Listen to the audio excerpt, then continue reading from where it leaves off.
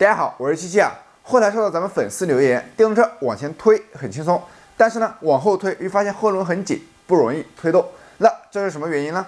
其实这个故障产生原因啊也很简单，可能是后刹皮故障。本期七七修车就给大家解析这个故障，让我们一起来看一下吧。如果本期视频对你有用，欢迎给我一圈3连哦。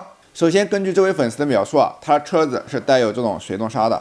那我现在手里呢拿的就是水动刹。接下来我会拆开这个水动刹，给大家看一看这个里面的结构。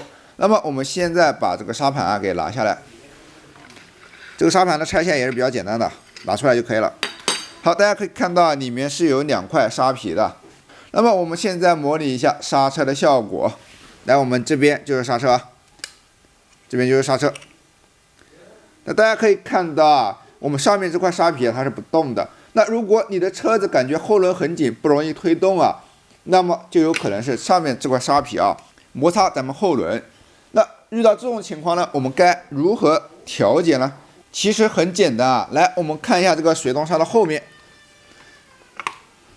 咱们后面是有一个调节螺丝的，就是这个位置。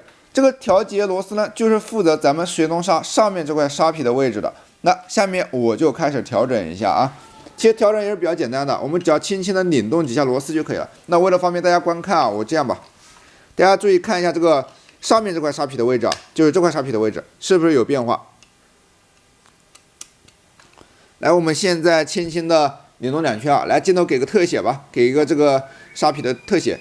来，我们拧动2圈，很轻微啊，不知道大家能不能看见啊？很轻微的变化，它有一个上下的位移。那因为这个位移啊，它不是特别的明显，但是我通过肉眼啊是能看出来有一点点的位移的。那么我们就可以根据咱们这个电动车的具体情况，顺时针或者逆时针拧个几圈，保证咱们后轮活络就可以了，故障就轻松解决了。记得千万别一下子拧个10几圈，没什么意义啊。那么本期七七修车到这里就结束了。如果你觉得这个知识点有用，那就快分享给身边的朋友吧。助人为乐，少有余香。七七修车只说干货。那我们下期再见。